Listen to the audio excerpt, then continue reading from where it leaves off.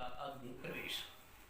श्री मेती जी कहते हैं, विदुर जी इतना कहकर भगवान शंकर मौन हो गए। उन्होंने देखा कि दत्त की यहाँ जाने देने अथवा जाने से रोकने दोनों ही अवस्थाओं में वे सती के प्राण त्याग की संभावना है। इधर सती जी को कभी बंधुजनों को देखने जाने की इच्छा से बाहर आती और कभी भगवान शंकर रुष्ट न हो जाएं, इससे फिर लौट जाती है। इस प्रकार कोई एक बात निश्चित न कर सकने के कारण वे दुविधा में पड़ गई, चंचल हो गई। बंधुजनों से मिलने की इच्छा में बाधा पड़ने से वे बड़ी अनमनी हो गई। स्वजनों के स्नेहवश उनका हृदय भर आया और वे आंखों में आंसू भरकर अत्यंत व्याकुल हो रोने लगी। उनकी शरीर थरथर कांपने लगा और वे अप्रितम पुरुष भगवान शंकर की ओर इस प्रकार रोषपूर्ण दृष्टि से देखने लगी मानो उन्हें भस्म कर देंगे। शोक और क्रोध ने उनके चित्त की बिल्कुल बेचैन कर दिया तथा स्त्री स्वभाव के कारण उनकी बुद्धि मूढ़ हो गई। उन्होंने प्रतिवश उन्हें अपना आधा अंग तक दे दिया था। उन सब पुरुषों के प्रिय भगवान शंकर को भी छोड़कर वे लंबी लंबी सांस लेती हुई अपने माता पिता के घर चल दी।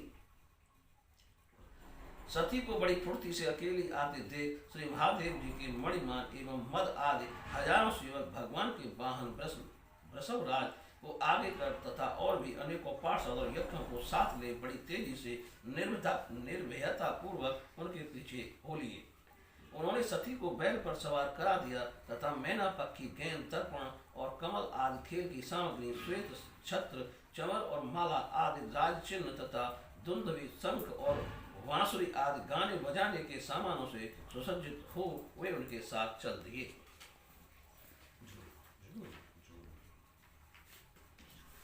तदंतर सती अपने समस्त सेवकों के साथ दक्ष की यज्ञशाला में पहुंची। वहां वेद ध्वनि करते हुए ब्राह्मणों में परस्पर होड़ लग रही थी कि सबसे ऊंचे स्वर में कौन बोले। सब और ब्राह्मण और देवता विराजमान थे तथा जहां तहां मिट्टी, काठ, लोहे, सोने, ढाल और चर्म के पात्र रखे हुए थे। वहां पहुंचने पर पिता के द्वारा सती की अवहेलना हुई। यह देख यज्ञकर्ता दक्ष के भय से सती की माता और बहनों के सिवा किसी भी मनुष्य ने उनका कुछ भी आदर सत्कार नहीं किया। अवश्य ही उनकी माता और बहनें बहुत प्रसन्न हुई और वे प्रेम से गदगद होकर उन्होंने सती जी को आदर पूर्वक गले से लगाया। किंतु सती ने पिता से अपमानित होने के कारण बहनों के कुशल प्रश्न सहित प्रेम पूर्ण वार्तालाप तथा माता और मौसियों के सम्मान पूर्वक दिए हुए उपहार और सुंदर आसन आदि को स्वीकार नहीं किया।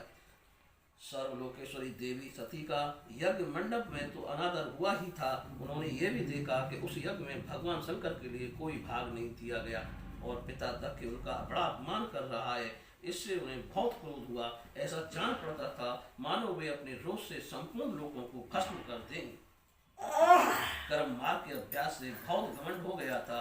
उसे शिव जी से द्वेष करते देख सती के साथ आए हुए भूत मारने को तैयार हुए तो देवी सती ने उन्हें अपने तेज से रोक दिया और सब लोगों को सुनाकर पिता की निंदा करते हुए क्रोध से लड़खड़ाती हुई वाणी में कहा। देवी सती ने कहा, पिताजी, भगवान शंकर से बड़ा तो संसार में कोई भी नहीं है। वे तो सभी देहधारियों के प्रिय आत्मा हैं। उनका ना कोई प्रिय है ना अप्रिय, अतएव उनका किसी भी प्राणी से बैर नहीं है। वे तो सबके कारण सब रूप हैं। आपके सिवा और ऐसा कौन है जो उनसे करेगा। द्विजवर, आप जैसे लोग दूसरों के गुणों में भी दोष ही देखते हैं, किंतु कोई साधु पुरुष ऐसा नहीं करते। जो लोग दोष देखने की बात तो अलग रही, दूसरों के थोड़े से गुण को भी बड़े रूप में देखना चाहते हैं, वे सबसे श्रेष्ठ हैं। खेद है कि आपने ऐसे महापुरुषों पर भी दोषारोपण ही किया। जो दुष्ट मनुष्य इस स्वरूप जड़ शरीर को ही आत्मा मानते हैं, वे यदि ईर्ष्या बस सर्वदा ही महापुरुषों की निंदा करें तो ये कोई आश्चर्य की बात नहीं है, क्योंकि महापुरुष तो उनकी इस चेष्टा पर कोई ध्यान नहीं देते, परंतु उनके चरणों की धूल उनके इस अपराध को ना सहकर उनका तेज नष्ट कर देती है। अतः महापुरुषों की निंदा जैसा जघन्य कार्य उन दुष्ट पुरुषों को ही शोभा देता है, जिनका शिव यह दो अक्षरों का नाम प्रसंगवश एक बार भी मुख से निकल जाने पर मनुष्य के समस्त पापों का तत्काल नष्ट कर देता है और जिनकी आज्ञा का कोई भी उल्लंघन नहीं कर सकता। अहो, उन्हीं पवित्र कीर्ति मंगल में भगवान शंकर से आप द्वेष करते हैं। अवश्य ही आप अमंगल रूप हैं। अरे, महापुरुषों के मन मधुकर ब्रह्मानंदमय रस का पान करने की इच्छा से जिनके चरण कमलों का निरंतर सेवन किया करते हैं और जिनके चरणाबिंद सकाम पुरुषों को उनके अभीष्ट भोग भी देते हैं, उन विश्व बंधु भगवान शिव से आप बैर करते हैं। वे केवल नाम मात्र के शिव हैं, उनका भेष अब अशिव रूप अमंगल रूप है। इस बात को आपके सिवा दूसरे कोई देवता संभव नहीं जानते, क्योंकि जो भगवान शिव शमशान भूमिस्थ नरमुंडों की माला, चिता की भस्म और हड्डियां पहने जटा बिखेरे भूत पिशाचों के साथ शमशान में निवास करते हैं, उन्हीं के चरणों पर से गिरे हुए निर्माल्य को ब्रह्मा आदि देवता अपने सिर पर धारण करते हैं। यदि निरंकुश लोग धर्म मर्यादा की रक्षा करने वाले अपने पूजनीय स्वामी की निंदा करें, तो अपने में से दंड देने की शक्ति न होने पर कान बंद करके वहां से चला जाए, और यदि शक्ति हो तो बलपूर्वक पकड़कर उस बकवास करने वाली अमंगल रूप दुष्ट जिह्वा को काट डाले। इस पाप को रोकने के लिए स्वयं अपने प्राण तक दे दे, यही धर्म है। आप भगवान नीलकंठ की निंदा करने वाले हैं, इसलिए आपसे उत्पन्न हुए इस शरीर को अब मैं नहीं रख सकती। यदि फूल से कोई निंदित वस्तु खा ली जाए और निवृत्ति दामादि रूप दोनों ही प्रकार के कर्म ठीक हैं। वेद में उनके अलग अलग रागी और विरागी दो प्रकार के अधिकारी बताए गए हैं। परस्पर विरोधी होने के कारण उक्त दोनों प्रकार के कर्मों का एक साथ ही एक पुरुष के द्वारा आचरण नहीं किया जा सकता।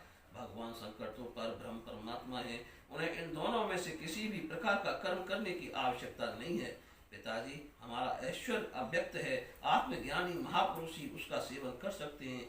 आपके पास यह ऐश्वर्य नहीं है, और यज्ञशालाओं में यज्ञान से तृप्त होकर प्राण पोषण करने वाले कर्मठ लोग उसकी प्रशंसा भी नहीं करते। आप भगवान शंकर का अपराध करने वाले हैं, अतः आपके शरीर से उत्पन्न इस निंदनीय देह को रखकर मुझे क्या करना है। आप जैसे दुर्जन से संबंध होने के कारण मुझे लज्जा आती है। जो महापुरुषों का अपराध करता है उससे होने वाले जन्म को भी मैं धिक्कार है।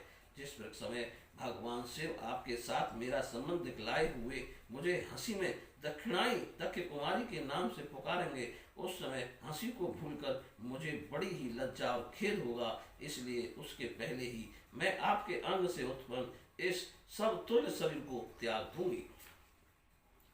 श्री मैत्रेय जी कहते हैं, कामादि शस्त्रों को जीतने वाले विदुर जी उस महायज्ञ मंडप में दक्ष से इस प्रकार कह देवी सती मौन होकर उत्तर दिशा में भूमि पर बैठ गईं। उन्होंने आचमन करके पीला वस्त्र ओढ़ लिया तथा आंखें मूंद कर शरीर छोड़ने के लिए वह योग मार्ग में स्थित हो गई। उन्होंने आसन को स्थिर कर प्राणायाम द्वारा प्राण और अपान को एक रूप करके नाभि चक्र में स्थित किया। फिर उदान वायु को नाभि चक्र से ऊपर उठाकर धीरे धीरे बुद्धि के साथ हृदय में स्थापित किया। इसके पश्चात अनिंदिता सती उस हृदय स्पर्शी वायु को कंठ मार्ग से भ्रगुटियों के बीच में ले गई। इस प्रकार जिस शरीर को महापुरुषों के भी पूजनीय भगवान शंकर ने कई बार बड़े आदर से अपनी गोद में बैठाया था, दक्ष पर कुपित होकर उसे त्यागने की इच्छा से महामनिष्वनी सती ने अपने संपूर्ण अंगों में वायु और अग्नि की धारणा की। अपने पति जगत गुरु भगवान शंकर के चरण कमल मकरंद का चिंतन करते करते सती और सब ध्यान भुला दिए। उन्हें उन चरणों के अतिरिक्त कुछ भी दिखाई न दिया। इससे वे सर्वथा निर्दोष अर्थात मैं दक्ष कन्या हूँ ऐसे अभिमान से भी मुक्त हो गईं और उनका शरीर तुरंत ही योगाग्नि में जल उठा। उस समय वहां आए हुए देवता आदि ने जब सती का देह त्याग का रूप यह महान आश्चर्यमय चरित्र देखा, तब वे सभी हाहाकार करने लगे और वह भयंकर कोलाहल आकाश एवं पृथ्वी तल पर सभी जगह फैल गया। सब और यही सुनाई देता था, हाय दक्ष के दुर्व्यवहार से कुपित होकर देवाधिदेव महादेव की प्रिया सती ने प्राण त्याग दिए। देखो, सारे चराचर जीव इस दक्ष प्रजापति की संतान हैं, फिर भी इसने कैसी भारी दुष्टता की है। इसकी पुत्री शुद्ध हृदय सती सदा ही मान पाने के योग्य थी, किंतु इसने उसका ऐसा निरादर किया कि उसने प्राण त्याग दिए। वास्तव में यह बड़ा ही अहिष्णुई और ब्राह्मण द्रोही है।